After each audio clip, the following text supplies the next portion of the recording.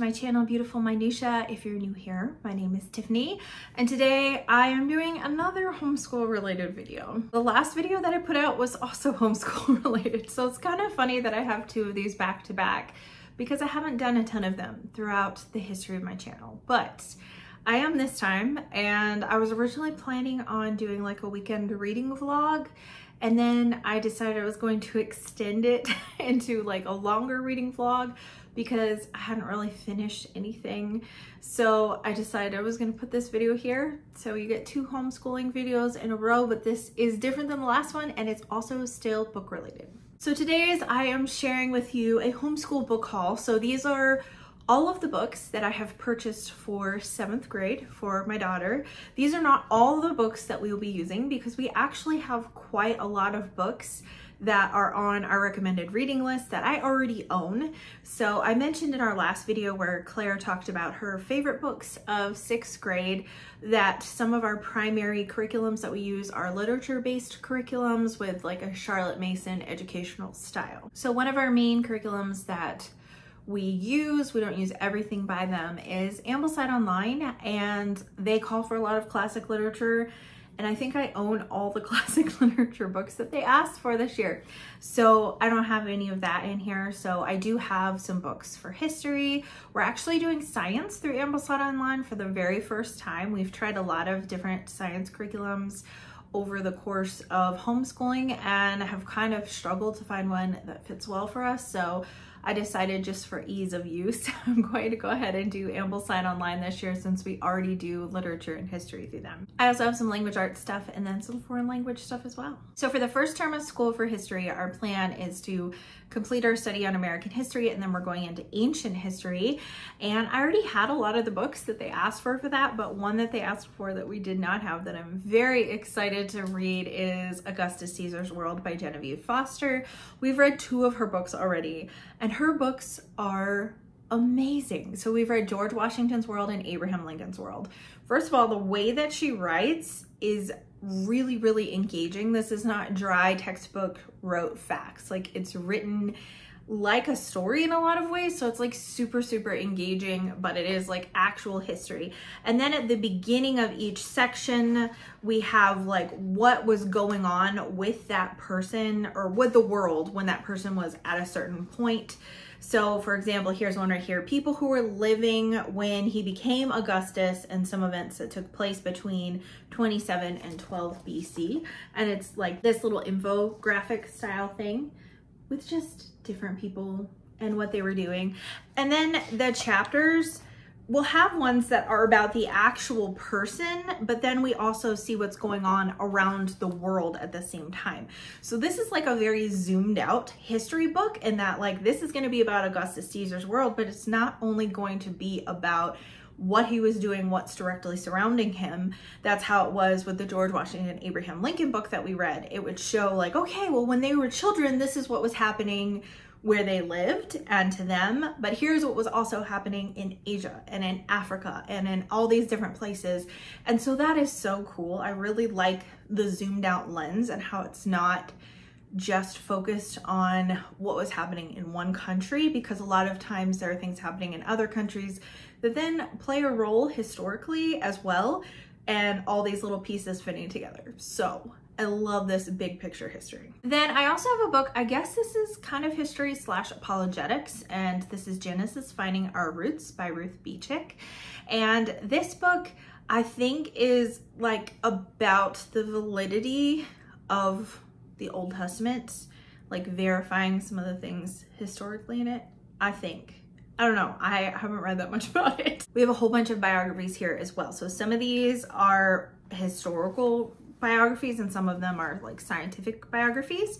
So we have Never Give In, and this is the biography of Winston Churchill by Stephen Mansfield. We also have Archimedes and the Door of Science by Jan Bendick. So this is another, like, this is like a scientific biography, I think. We also have Galileo and the Magic Numbers. I hate the cover of this so much. I ordered it on Amazon and it showed a different cover.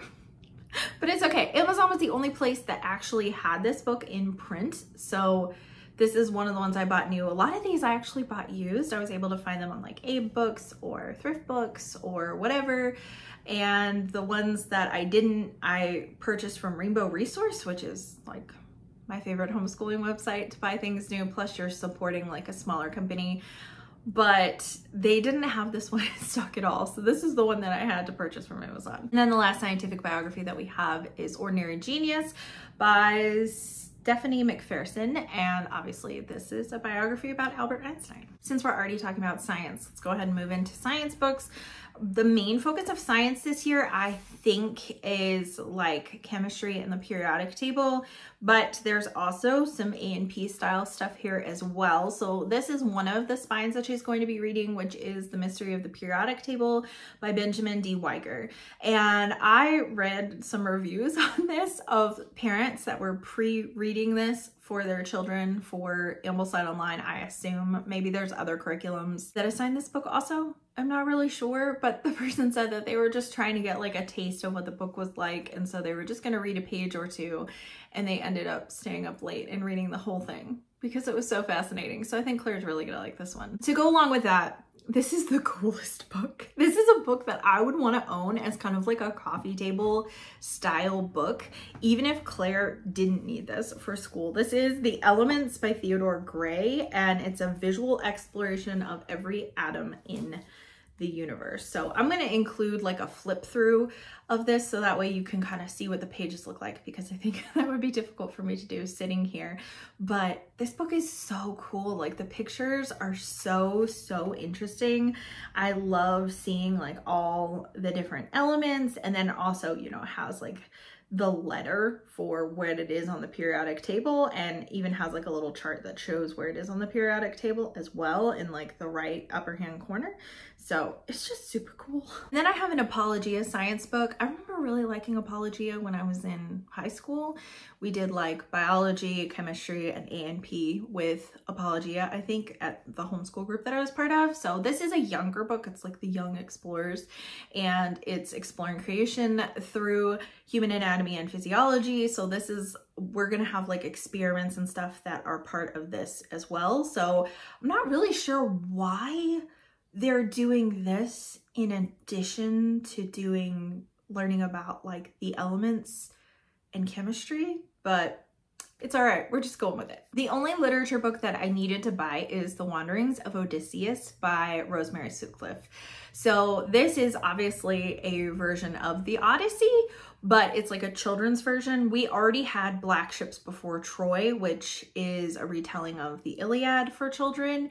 And so we just needed the second one. So this is for her to read this year while we're studying ancient history, to familiarize herself with the stories of the Iliad and the Odyssey, which is going to make it that much more easy for her when we circle back around to this and she has to read the Iliad and the Odyssey for real. She's going to have a really good understanding of what the story is, and it's going to make it easier for her to follow. We've done something similar with Shakespeare, where we actually started with like Nesbitt's Shakespeare retellings for children, and then we moved on to Charles and Mary Lamb, which has some like actual quotations from the text of Shakespeare plays. And then from then we've moved on to the actual plays, and it's made the plays a lot easier for her and me to follow because we're pretty familiar with this story before we ever get to the actual play, where the language is much more difficult. And so my hopes is by her reading these that it's going to make it a lot easier for her once she actually reads the Iliad and the Odyssey. Okay, on to grammar. So previously for language arts, we've used Brave Writer, and I think we're still going to incorporate some of that. But I really wanted to kind of try something a little bit different, and this is something that I think Claire's really gonna love. So this is Fix It Grammar. This is like level 1, and I don't think she really needs level 1. I think we're gonna breeze through it, but just in case there's something that we have missed, I don't want her to be confused later. But essentially what you do with this is it's telling a story, and through it telling the story, they have like then sentences from the story that are messed up, and you have to correct it. So here's an example of the story, and there needs to be like a capitalized letter at the beginning of this sentence. It might need some punctuation in there. And so basically you're marking it up as an editor would, and they show you how to use the actual marks that they do in editing. And so that's really cool as well. But I think she's just gonna think that this is really fun. I think that this particular one, she's going to like absolutely fly through super quickly, because I think she knows most of the things that are in here, if not all of the things. So I'm just going to have this initial one to help her kind of familiarize herself with how the curriculum works and like the marks that she needs to make and all that kind of stuff. So I have this, and then I also have like the teacher's guide, which I actually got the teacher's guide used for just a couple of dollars, but obviously I needed to buy hers new because she has to write all through it. Okay, so lastly is foreign language. So if you have been here for very long, or you know me in real life, you know that my daughter and I absolutely love Korean and Korean culture. So we're actually going to work a lot harder on learning the language this year. I've gone through periods where I have studied it a bit more intensely, but she's never really studied it at all, other than learning like some words and phrases and things like that. So she's been working like the last little bit of the school year, she's been working on learning like the Hangul alphabet through an app called Drops. And then I also have some YouTube videos that are really, really helpful with learning that as well. So our goal over the summer is to like really solidify our understanding of the Hangul alphabet and being able to sound out words really easily, because in the fall, we're going to be starting Talk to Me in Korean. So I actually have a workbook for each of us. We're going to do this together. So Talk to Me in Korean has like audio lessons that you listen to on their website, and then they have these workbooks, which are really awesome. So they have times where you're writing out the definitions to words, and then as you're learning new words, you can write out each part of this. So this is the first lesson. This is hello, which is 안녕하세요, and like it tells you each part. So you practice writing each part in Korean and then practice writing the whole word. And so I think that these workbooks look amazing and look like they're gonna work really well for us. So that's our goal. We may not make it to the school year. We may start these before the school year starts because we're very excited about it.